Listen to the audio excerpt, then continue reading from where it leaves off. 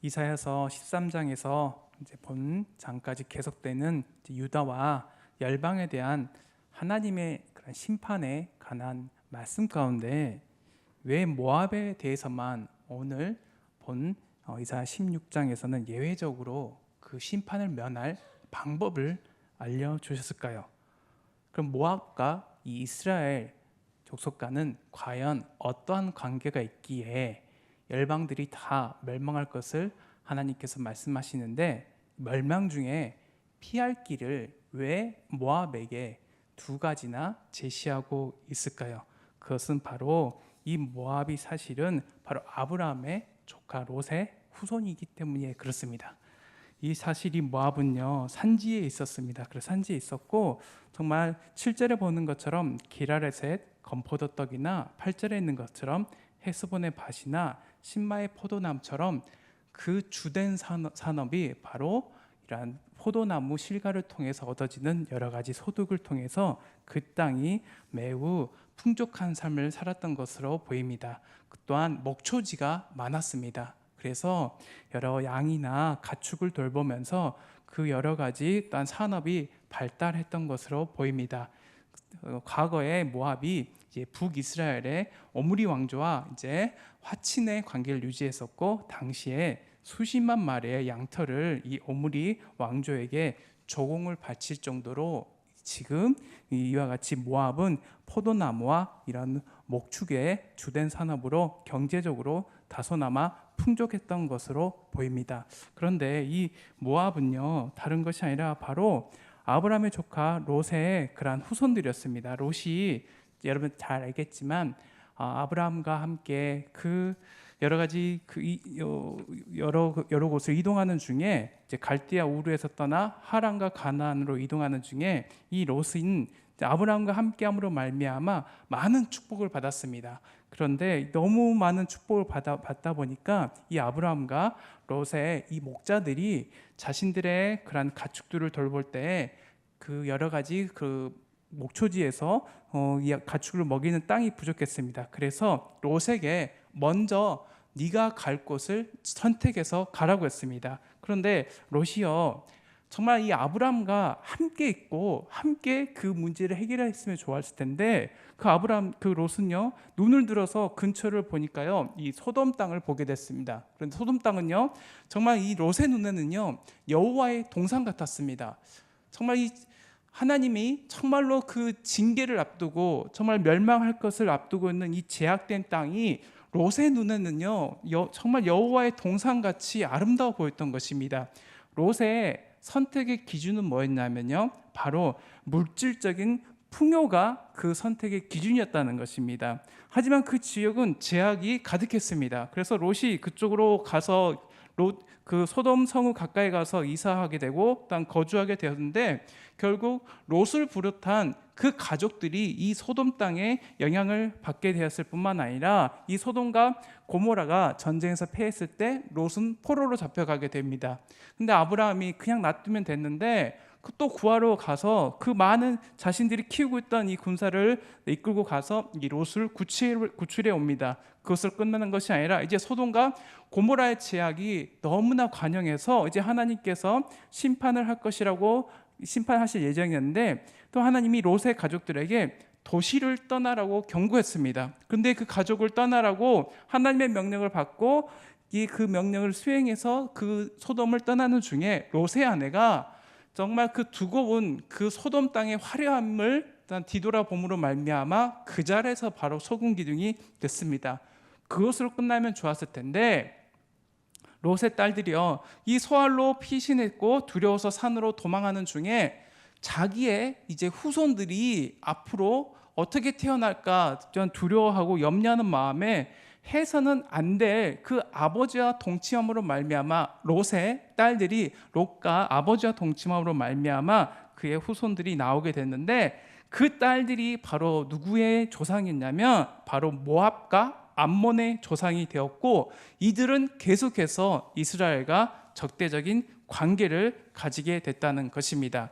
그래서 지금 이 모압이 결국에는 그 조상이 롯인데 하나님께서는 이 롯을 어떻게든지 그 재앙과 멸망 중에서 피할 길을 먼저 알려주시고 그 명령에 온전히 순종하기를 원했습니다. 하지만 그럼에도 불구하고 롯의 아내와 롯의 딸들은 하나님의 말씀을 듣긴 들었지만 전적으로 그 말씀에 순종하지 않았고 그 선택의 기준은 너무나 세속적이고 세상적이었으며 그 후손들 또한 오늘 말씀에 보는 것처럼 모압 족속이 오늘 본문에 그 나오는 것처럼 건포도와 목축업의 정말로 경제적으로 부흥한 그 상황 가운데 있었지만 자신들의 조상을 거슬러 올라가면 결국 아브라함의 후손이 이스라엘과 좋은 관계를 유지해야 되고 또는 지금 북이스라엘과 남유다가 여러 가지로 아수르에 의해서 침공당하고 여러 가지 어려움이 있으면 그의 형제 국가였던 이들을 향하여서 정말 도움을 주고 정말 피신해 온 남유다나 북이스라엘에 피신해 온 이 지금 유랑민들을 보호해주고 아껴줌에도 불구하고 그들은 그 지금 이사야 선지자의 모든 제안을 거절했다는 것입니다. 하나님께서는 정말 이 지금 모압 족속을 향해서 롯에게 베풀어 주던 것 같이 하나님의 그런 정의로운 공의와 심판이 임하시기 전에 피할 길을 이사야 선지자를 통해서 알려주셨습니다. 자신들이 지금 눈에 보이고 있는 그 화려한 경제적이고 또한 자신의 그런 머물고 있는 성읍이 안전하게 여긴다 할지라도 하나님이 결국에는 온 세상의 주관자시고 심판주이심을 분명히 알려주셨음에도 불구하고 이들은 이사야 선지자를 통한 그 멸망을 피할 길을 오히려 듣지 않고 자신이 스스로 높이고 교만했고 정말 헛된 것으로 그들이 자랑을 삼았으며 이방신을 향하여서 열심히 오히려 제사 드림으로 말미암아 이 하나님의 놀라우신 그 인애와 사랑을 그들이 거부하고 오히려 멸망의 길로 갔다는 것을 우리는 오늘 말씀을 통해서 보게 되는데, 그렇다면 하나님이 이사야 선지자를 통해서 모압에게 그 아수르의 침공이 임하기 전에 무엇을 먼저 제시했는가, 그리고 그 제시함으로 말미암아 그들이 아수르의 침공이나 다른 멸망의 길에서 피할 길을 어떻게 열어가시는지 먼저 보도록 하겠습니다. 1절과 2절에 분명히 너희는 이 땅 통치자에게 어린 양들을 들이되 셀라에서부터 광야를 지나 딸 시온산으로 보낼지니라. 모압의 딸들은 아르논 나루에서 떠나가는 새 같고 보금자리에서 흩어진 새 새끼 같을 것이라 라고 말하고 있습니다. 2절에 보는 것처럼 먼저 모압의 딸들이라고 말하고 있습니다. 모압의 딸들은요, 사실 이스라엘 백성들을요 흔히 시온의 딸이라고 표현하거든요. 그러면 이스라엘의 그런 백성들을 시온의 딸이라고 표현하는 것처럼 하나님께서는요 이 모압을 자신의 선택한 이스라엘 백성들의 같이 여기시고 특별한 애정을 가지고 모압을 향한 그 애정이 담긴 것으로 지금 표현하는 것으로 알 수 있습니다. 그리고 곧 닥치게 될 북이스라엘과 남유다가 멸망할 뿐만 아니라 이제 아수르가 이 모압까지 침공해서 모든 그들이 자랑하고 있던 이 포도나무와 목축업과 그 모든 삶의 기반을 다 멸망시킬 것인데, 그 전에 너희들이 정말 이 어렵고 힘든 상황 가운데, 국가적인 위기 상황 가운데 그것을 피하기를 원하시는 그 하나님의 그런 애정 어린 그런 표현이 바로 모압의 딸들이라는 것입니다. 자신의 택한 백성들을 부르는 것과 똑같이 모압을 향하여서 그들이 이제 곧 그 아르논이라는 정말 중요한 강가에서 여기저기 막 흩어져서 어디로 갈지 몰라 방황하고 어지럽게 날아다니는 모습을 하고 있는 이 새같이 이 모압의 딸들이 결국 어디로 갈지 몰라서 강가 이곳저곳을 헤매고 방황하고 어지럽게 지금 날아다닌 것 같은 그 피신하고자 하지만 피신할 곳을 찾지 못하는 국가적인 멸망이 임할 것이라는 것을 분명히 말씀하고 계십니다. 그러면 그러한 상황 가운데 이들에게 피할 길을 먼저 제시하는데 1절에 너희는 이 땅 통치자에게 어린 양들을 들이대라고 말하고 있습니다. 이 땅 통치자는요 뭐라면요 바로 남유다입니다. 유다 백성들에게 이 모압이요 지금 어린 양들을 어떻게 보면 그 곡물로 드리라는 것입니다. 아니 지금 모압의 입장에서 보면요 남유다가 아수르에 의해서 침공을 당하고 멸망하는 상황인데, 지금 나를 지켜야 되는 상황인데 지금 거의 멸망할 위기에 처하고 있는 이 유다에게 어린 양을 정말 바치라고 지금 말하고 있습니다. 들이대라고 말하고 있는데, 이거는 정말 국가의 관계에 있어서 다른 나라에게 조공을 바치라는 것입니다. 정말 어떻게 보면 굴욕적인 상황이고, 아니 지금 멸망하고 있고 망하기를 앞두고 있는 이 남유다에게, 유다 왕에게 지금 복종하라는 의미로 이것을 지금 조공을 바치라는 그런 의미인데, 이것은 다른 것이 아니라 그들이 지금 모압이 지금 유다와 이스라엘과 온전히 영적으로 정신적으로 함께 하나가 돼서 동행하고 연대를 하라는 그 의미가 있습니다. 그것은 바로 무엇이냐면, 유다가 섬기고 있는 그 온전하신 여호와 하나님을 굳건하게 의뢰하며 섬기며 택한 족속으로서의 그러한 축복과 안전을 그들이 보장받으라는 것이었습니다. 그럼에도 불구하고 이 모압은요, 자신이 가지고 있는 것을 더욱더 의지했습니다. 목초지와 그리고 포도나무를 통한 여러 가지 그 경제적인 그런 상황 가운데 그것을 먼저 의지했던 것을 우리가 보게 됩니다. 그리고 결정적으로 이 모압은요, 이러한 위기 상황 가운데 뭘 했냐면 12절에 보는 것처럼 모압이 그 산당에서 피곤하도록 봉사하며 자기 성소에 나아가서 기도할지라도 소용이 없으리로다라는 말씀과 같이, 이 국가적 위기 상황 가운데 모압은요, 자신이 섬기고 있는 그 산당과 성소에 가서 봉사하고 기도를 드렸다는 것을 우리는 보게 됩니다. 그래서 정말 여호와 하나님을 그가 믿고 의지하고 이 유다를 통해서 그들 가운데 하나님이 세우고자 하셨던 그 온전하신 여호와 하나님에 대한 그 신앙을 그들이 전수받고 공유하기를 원했지만, 그들은 오히려 그들이 섬기고 있던 이방신들을 향하여서 위기 상황 가운데 가서 열심히 기도하고 봉사했던 것을 우리는 보게 됩니다. 그래서 그들은 결국 이사야가 말하고 있는 그 멸망을 피할 길을 찾지 못하고 오히려 여러 가지 어려움을 이제 겪게 된다는 것이었습니다. 그리고 두 번째로는 4절에 보는 것처럼, 4절 제가 읽어드리겠습니다. 나의 쫓겨난 자들이 너와 함께 있게 하되 너 모압은 멸절하는 자 앞에서 그들에게 피할 곳이 되라. 대저 토색하는 자가 망하였고 멸절하는 자가 그쳤고 압제하는 자가 이 땅에서 멸절하였으며 라고 말하고 있습니다. 두 번째 제안은 바로 무엇이냐면, 지금 이 모압으로 피신한 유다 백성들을 보호하라라는 것이었습니다. 첫 번째는 조공을 바치라, 두 번째로는 피해온 이 피난민들을 너희들이 보호해 주라라고 말하고 있습니다. 하나님은 자신의 거주지를 떠나서 방황하는 유다의 피난민들을 나의 쫓겨난 자들이라고 말하고 있습니다. 정말 하나님께서는 비록 유다 백성들이 하나님을 향한 순수한 그 사랑을, 일단 믿음을 저버리고 범죄했음에도 불구하고 고난당하고 있는 자신의 백성들을 향해서 나의 쫓겨난 자들이라고 하면서 끝까지 자신의 백성들을 지키시고 보호하시고, 그 백성들이 허물이 많고 제약되고 또는 하나님의 아버지의 그런 뜻을 온전히 깨달아 지키지 못했음에도 불구하고 하나님의 백성으로 여전히 그들을 바라보고 있다는 것입니다. 그리고 이 유다 피난민들의 정말 비참한 이 현실적인 상황과 고난과 그 어려움 가운데, 그 모든 상황 가운데 환난 중에 이 하나님이 이스라엘 백성들을 향한 도우시는 그 하나님이심을 분명히 보고 계시는데, 여호와 하나님은요, 한 가지 이 모압 족속에게 기회를 주십니다. 그것은 뭐냐면, 너희들 가운데 이 유다 백성들이 멸망해서 그 피난해서 갈 때 너희들이 피할 곳이 되어 주라라고 분명히 말하고 있습니다. 그래서 이 땅에서 여호와 하나님의 은총을 받은 그 사람들을 너희들이 잠시만, 그 4절의 전반부에 있는 것처럼 너와 함께 있게 하되에서 있게 하되는 다른 사람이, 나그네들이 다른 지역에 잠시 머무는 것입니다.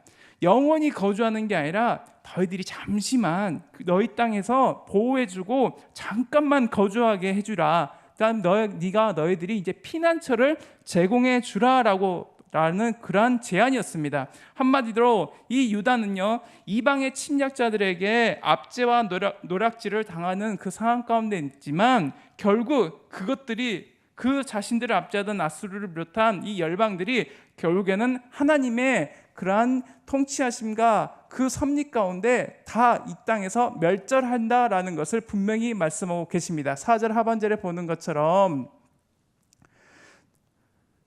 대저 토색하는 자가 망하였고 멸절하는 자가 그쳤고 압제하는 자가 이 땅에서 멸절하였으며 라고 말하고 있습니다. 세상 권력이 아무리 그 힘이 강하다 할지라도 지금 이 팔레스타인이나 중동 지역에 또는 세계사에서 힘 있고 능력이 있고 권력이 있는 이 여러 가지 세상의 권력들이 있다 할지라도 하나님이 그 모든 권력을 주관하시고 섭리하시고 다스리심으로 세상의 것을 의지하지 말고 눈앞에 다른 나라가 망했다고 해서 그 나라 사람들을 압제하고 그들을 괴롭히는 것이 아니라 오히려 이 모압 족속에게만큼은 유다 백성을 지키고 보호해라 라고 지금 말하고 있습니다. 그렇다면 그 두 번째 그 하나님의 그런 놀라운 섭리는 바로 5절에 있습니다.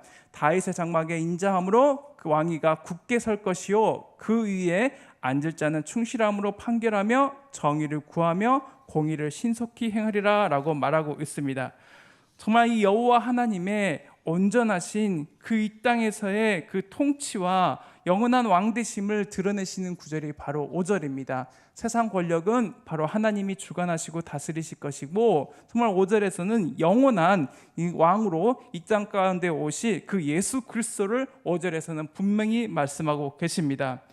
여호와 하나님은 다윗의 장막에 인자함으로 왕위가 굳게 설 것이라고 지금 5절에 말씀하고 계십니다. 이 유다의 왕이 곧 다윗 왕가의 이 왕위는 바로 하나님의 인자하심으로 굳게 설 것이라고 말씀하시는데 그것은 바로 무엇이냐면 이스라엘 역사에서 사실 충실과 의와 이 공평으로 다스린 왕은 없었습니다. 그리고 인간의 통치자가 아무리 위대해도요 이 고난을 당하는 사람들과 이 제 문제를 포함한 온갖 인생의 문제를 해결해 줬던 이스라엘의 왕은 한 명도 없었습니다. 그럼에도 불구하고 다윗의 왕위에 즉 다윗의 후손으로 오신 예수 그리스도를 통해서 그 온전한 언약이 성취될 것이라고 분명히 말씀하고 계십니다. 그런데 이 땅 가운데 온 즉 다윗의 후손으로 오신 분이 이 땅에 오실 때요 왕의 자리에 오시면 왠지 화려하고 높고 접대받고 어떤 융성한 그 대접을 받는 것이 마땅한데 이 다윗의 장막이라는 그 단어에 해당하는 원어를 보니까요 다윗의 장막은요 우리가 생각하는 궁전이나 어떤 화려한 집이나 왕에 머물고 있는 궁궐이 아니었습니다. 여기 다윗의 장막이라는 단어의 원어의 뜻은 초라한 거주지를 말합니다. 초라한 거주지. 이것은 바로 다윗의 후손으로 이 땅 가운데 오실 이 메시아 되시는 예수 그리스도의 바로 낮아지심과 겸손하신 모습을 나타내기 위함입니다.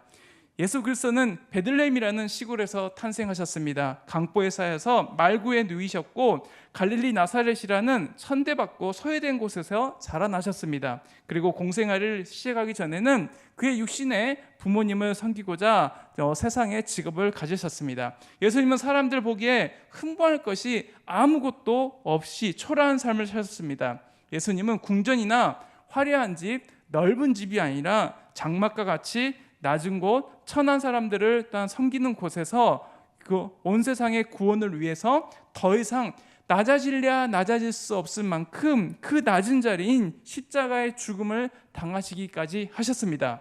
이 왕위는 정말 보좌에 앉아서 통치권을 행사하는 것으로 우리가 알 수 있지만 이 예수님은 가장 낮은 자로 낮아지시고 비천해지심으로 말미암아 그 통치권을 온전히 그 하나님께서 주시는 그 왕위를 이제 인자함으로 성실하게 이루어 가신다는 것을 우리가 보게 됩니다. 그런데요 이 왕위에 앉으신 예수 그리스도의 성품이 또 뭐냐면요 인자함입니다. 인자함은 무엇이냐면요 헤세드입니다. 구약에서 이 헤세드는요 하나님의 백성을 향한 이 하나님의 변함없는 사랑을 나타낼 때 나타냅니다. 정말 이 예수 그리스도의 왕권이 영원히 견고히 설 수 있는 그 근거는 그 왕권에 앉으신 왕이 주권자가 폭력이나 위협을 가해서 그 왕권을 유지하는 것이 아니라 정말 헤세드 즉 변함없는 자비하심과 인애와 사랑으로 우리를 또한 사랑하심으로 말미암아 우리에게 그 사랑을 확증하셨다는 것입니다. 그 하나님이 우리에게 보여주셨던 그 인자하심과 자비하심과 그 헤세드가 무엇입니까? 무엇으로 그 사랑을 확증하셨습니까? 바로 십자가에서 우리를 위한 그 죽음을 통해서 확증해 주셨다는 것입니다. 이 땅 가운데 오실 다윗의 후손인 예수 그리스도는 정의를 구하며 공의를 신속하게 행하실 분이십니다. 메시아가 다스리시는 그 온전하신 그 하나님의 나라는요, 바로 고난당하는 자들에게 소망을 주시고 환난당한 자들에게 피난처를 제공해 주시는 분이 바로 우리 이 땅 가운데 오신 예수 그리스도가 다스리는 통치하시는 모습이라는 것입니다.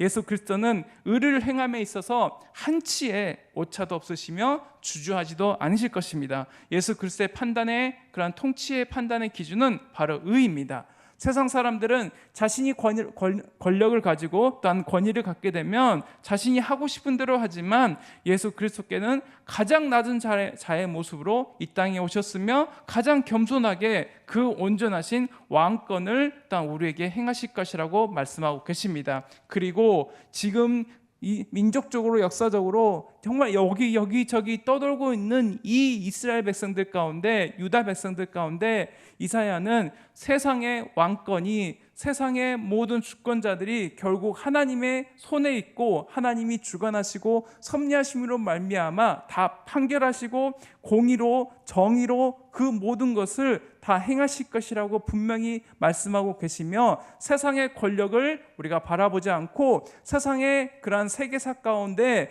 정말 때로는 갑자기 부흥하고 일어섰던 그 나라를 보는 것이 아니라 영원한 이 땅 가운데 오실 그 예수 그리스도의 그 왕권을 그 이사야가 바라보게 됐다는 것입니다. 그리고 이것을 지금 모압 족속을 향하여서 그 이 두 가지 제안을 하고 다시금 이 유다 땅이 유다 백성들이 섬기고 있는 여호와 하나님을 모압도 함께 섬기고 온전히 하나님의 그러한 그 공의로운 판결 가운데 그들 또한 멸망하지 않기를 원하면서 이와 같이 제안을 했다는 것입니다. 그렇습니다. 롯에게 그의 인생 가운데 그 하나님이 피할 길을 열어주시고 여러 가지 선택을 하게 하셨지만 롯은 또한 그의 가족들은 끝끝내 하나님의 인자하심과 자비하심에 대한 온전한 그러한 선택을 하지 못하고 제약된 길로 가게 됐고, 그 후손들이 지금 우리 본문에 보는 것처럼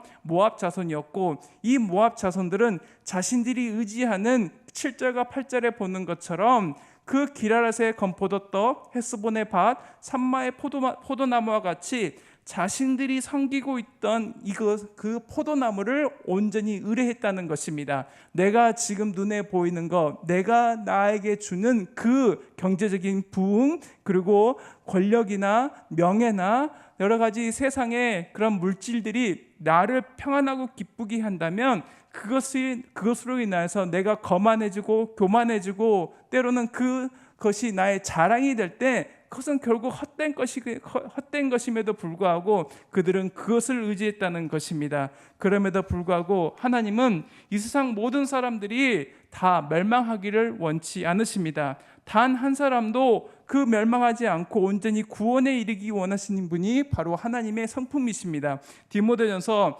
2장 4절에서 6절에 이런 말씀이 있습니다. 하나님은 모든 사람이 구원을 받으며 진리를 아는 데 이르기를 원하시느니라. 하나님은 한 분이시요 또 하나님과 사람 사이에 중보자도 한 분이시니 곧 사람이신 그리스도 예수라. 그가 모든 사람을 위하여 자기를 대속물로 주셨으니 기약이 이르러 주신 증거니라. 아멘. 모든 인생들에게 하나님께서는 구원의 기회와 피할 길을 주십니다.